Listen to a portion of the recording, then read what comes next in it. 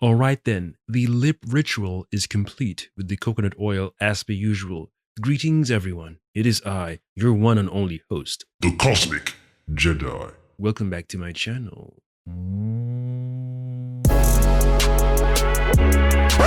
It's the future Cosmic Jedi here. Obviously, as you can tell, different attire, different haircut. What? I noticed as I was watching the video playback before my battery died that I was calling General Thaddeus Thunderbolt Ross Everett Ross. That's my mistake. I just confused the names. As soon as I heard Ross, my brain was just saying Everett. And I didn't realize I was calling two different characters. So just for correction, you will see me make mistakes addressing General Thaddeus Thunderbolt Ross as Everett Ross. Maybe in the parallel Earth, he's called Everett Ross. But in this Earth, he's called General Thaddeus Thunderbolt Ross. So my apologies in that regards for the remainder of the video.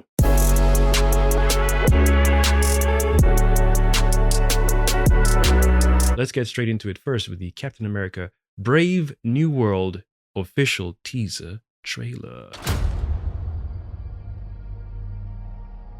Wilson. Thanks for coming in. Well, thank you for the invite, sir. I have to admit, I'm still getting used to the new look. That was like the Lieutenant Rhodes switch over from Terrence Howard to Don Cheadle in Iron Man 2. And then when Tony Stark addressed it. Didn't expect to see you here. Look, it's me. I'm here. Deal with it. Let's move on. I love that. That was a beautiful, because obviously the previous actor that played Ross, that I assume Harrison Ford is playing, passed away. So he got replaced by Harrison Ford replaced that actor. The actor got replaced by Harrison Ford. So I love the fact that they did that little callback. Brings back memories, man. It was just a beautiful scene to witness in the cinema. It's like it's addressing us, the audience, whilst, just beautiful. I want to make another run at making Captain America an official military position. And if we disagree on how to manage this situation, then what happens? Work with me, Sam. We'll show the world a better way forward.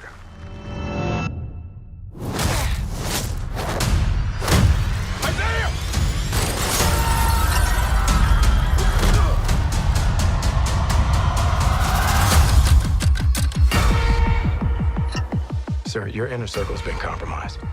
Either you can't see that, or you don't want to. What if it's a trap?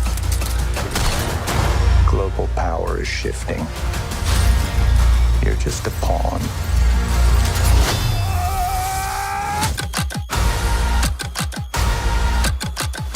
You may be Captain America, but you're not Steve Rogers. Oh, God damn. That's low. That is low. That is such an in-your-face line. Damn.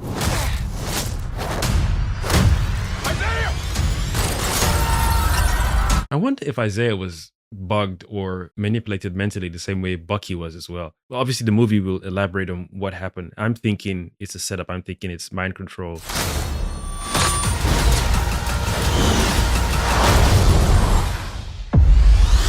Ooh, no. We gotta take that back. We gotta take that back. So that means he gets new gear. So the costume he's wearing prior. Can we get a good shot of it? Nice. Oh, look at those. Look at those. Beautiful. Absolutely beautiful. Look at that. Look at that shot. We're gonna use that for the screenshot. Hold on, let me use that for the thumbnail. There we go. Absolutely beautiful. So I'm guessing he gets two costume changes in the movie. If you were in Sam's position, would you take the serum, or should I just give the mantle to Bucky? I don't even see Bucky in this teaser trailer. Let me know in the comments, would you take the serum if it was offered to you? Because if you're going to be going against future aliens and monsters and beings who would tear you apart if they got a hold of you, I think you need the serum, man. You're going to be going against future enemies and villains to come that are not human. You're going to need that serum, dude. You're going to need something. Any day could be my last day if I'm fighting beings from outer space. Imagine if it was Captain America when Thanos came to do his thing. You couldn't go toe-to-toe with Thanos. I mean, neither did Steve Rogers, but at least he tried. He still stood there, and you could argue the movie did it just to show the equality of strength, or not equality, but, it's like, oh, Captain America could hold his own against Thanos. Whereas I imagine real hardcore comic fans would be like, no, on paper, Thanos would, would break Homeboy's joints. But still, if Thanos was to go against a regular human being and that doesn't have any nanosuit on like Tony did, you're getting your clocked clean, man. Damn, son. You are getting your clocked clean. I would take the serum, dude. Otherwise, I'd be like, yeah, just give the shield to Bucky, because at least he's still got the serum, super serum inside him. But anyways, continue. It's a short teaser trailer. I'm making it longer for no reason.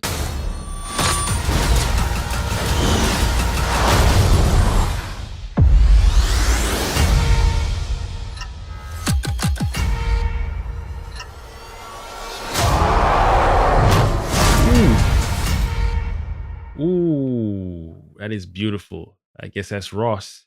Oh, that is beautiful. How you gonna throw the shield at Homeboy? Yeah, that's Ross. I can see the gray. I could just about see the features from Harrison Ford. That is beautiful. Nice of them to drop a teaser trailer, in July for something that's coming out in February. That's pretty nice of you. They want to get the hype train going. Does it make sense? Well, it makes sense because Deadpool 3 is coming out, so they want to keep that same momentum. Want to keep it in the psyche. But you better hope your Deadpool 3 is good. What?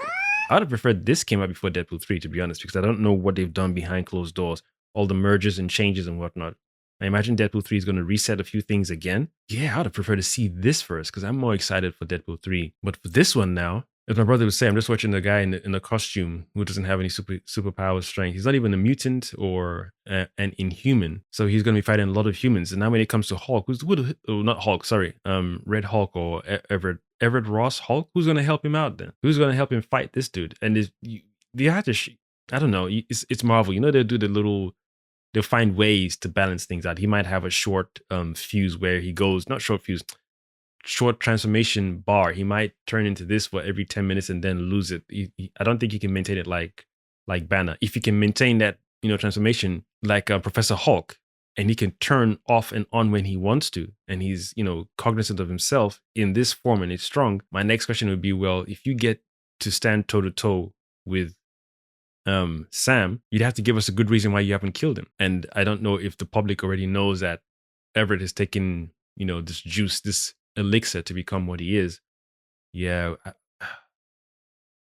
50-50, man. On paper, if you go toe to toe with Sam, my expectation is that you kill him. If you say you're going to kill Sam as a Captain America, or you hurt him so bad he gives up the mantle and gives it to Bucky, trying to figure out how they're going to navigate the whole thing so that way it's a satisfying story. You want action for sure. You want a balance of action, story and story beats and whatnot, plots and this, that, government, politics. Yeah, but you want a balanced action. You still want enough action to keep certain people entertained in the cinema. And you want the fights to make sense. You have to convince the audience that he still doesn't want to take the serum. I mean, you have to convince the audience as to why he doesn't want to take the serum, and as to why Ross or any other superpowered being that might be in this movie wouldn't have landed the killing blow. And he can't keep getting saved by his sidekick or someone else every time he's getting close to getting his shit handed to him. But I guess it make for a good compelling movie, how he still navigates fighting superhuman creatures just like Batman. Some people still argue, those who might not be fans or who are major fans, be like, oh, if Batman fought a particular villain, he'd be dead in no time, despite his time for prepping or his tactics or knowing how to hit certain key points on the body and whatnot, or evasion. Whatever Muay Thai fighting skills Batman would know, he's still going to get his clock clean by a particular set of villains or heroes who are under mind control. Also, I just realized that his helmet looks like Ant-Man's helmet. I was thinking because Tony Stark isn't alive anymore. Yeah, right there, his helmet looks like Ant-Man's helmet. That's interesting. I'm curious as to who's making the tech now. That definitely looks like an Ant-Man helmet. Right? No? You don't think so? Or is it just me? What do you think? That so looks like an Ant-Man helmet, man. Yeah, right there too. Or it looks like the helmet they all wore in Endgame when they were doing the teleportation through the Morbius strip. Yeah. It's a mixture of Ant-Man's helmet and the helmet they had on when they were doing the heist mission thing, the time heist. It's a pretty good looking costume, man. Yeah, that is so looking like Ant-Man's helmet. So much. Yeah, for sure. I wonder if, I forgot because Tony Stark isn't around. This could be another Wakanda gift upgrade for him again. But then why make his helmet look like Ant-Man? I'm trying to catch a good shot of these good clip for these scenes, but no. They did a great job with the cut though. I mean, we got a good glimpse here, but I guess that's intentional, especially without the helmet and then with the helmet. Yeah, it doesn't even feel like a unique helmet. I thought it was like a Iron Man nano suit thing, but I mean, it's still cool. That's the only thing I could just about say. Okay, he can stand toe to toe if he's got an armor on, just like Iron Man, especially if it's a nano suit from Wakanda or a suit like T'Challa and Shuri. If he gets a suit from them and it's that nano where it can take impact from anyone, then we have the balance.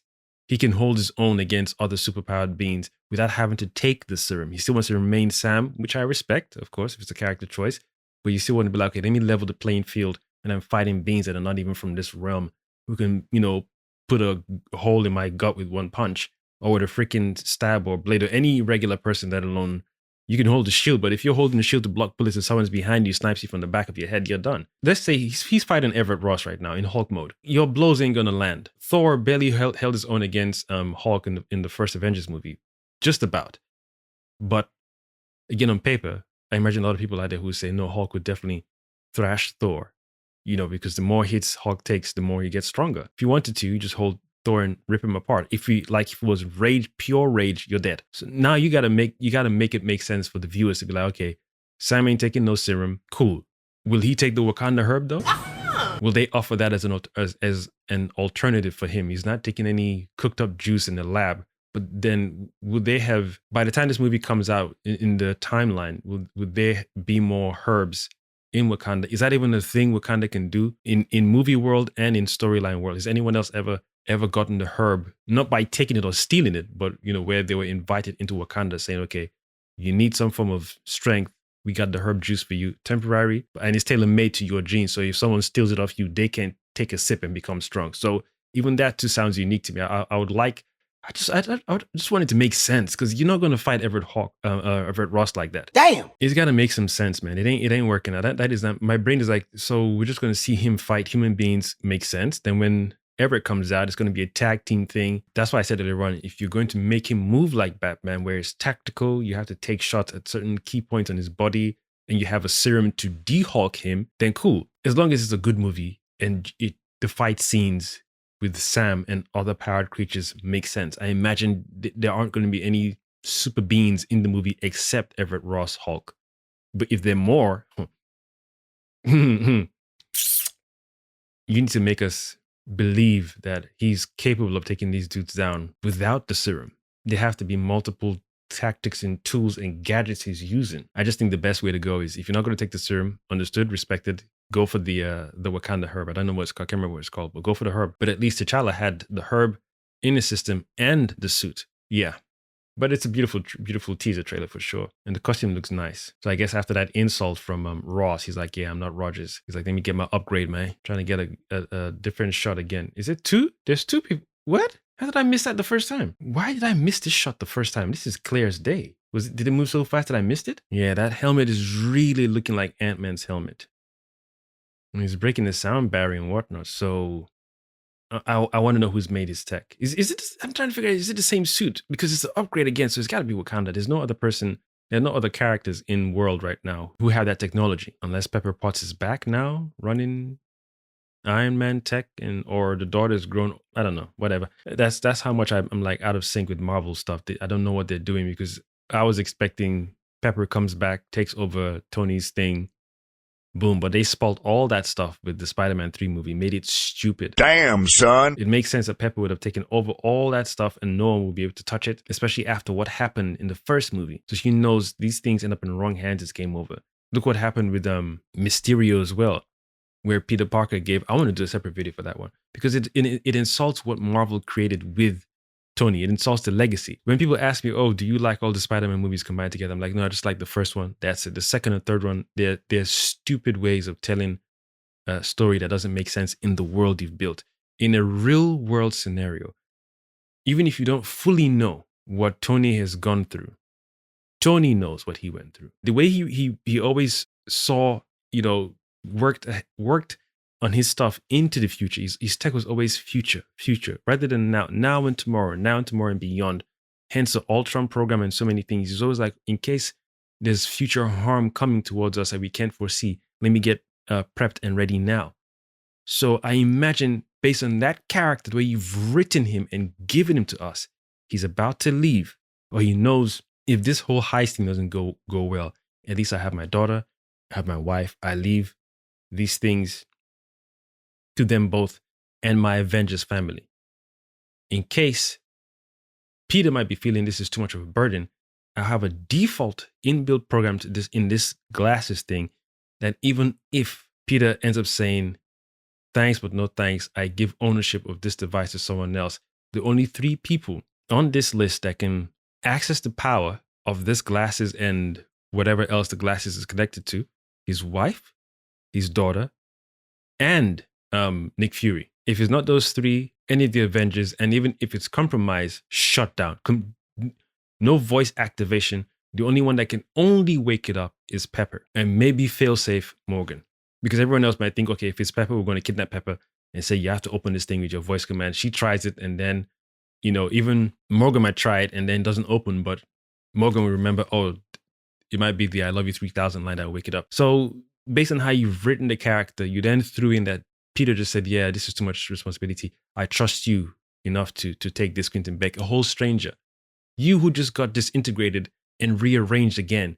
You just you faded away into dust and came back. That's enough for you to say, you know what? I've got these glasses. I'm just going to keep them in my suitcase for now until I just calm down.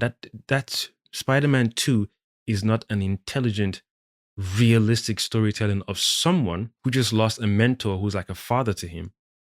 Someone who just disintegrated and reintegrated into life. Dude, you want to catch up. You might even think maybe the Spider-Man gig thing is not really for me. And then something happens, then you be like, you know what? I was given this gift for a reason, with great power, yada, yada, yada. So you repeat that mantra in your head.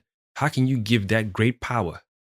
With great power, you've been given the great power glasses, comes yada, yada, yada, then you give it to Quentin Beck, who is a stranger. He's not an official Avenger. And you could say, oh, because you got blimped away or whatever, and you came back, he was probably here 10 years.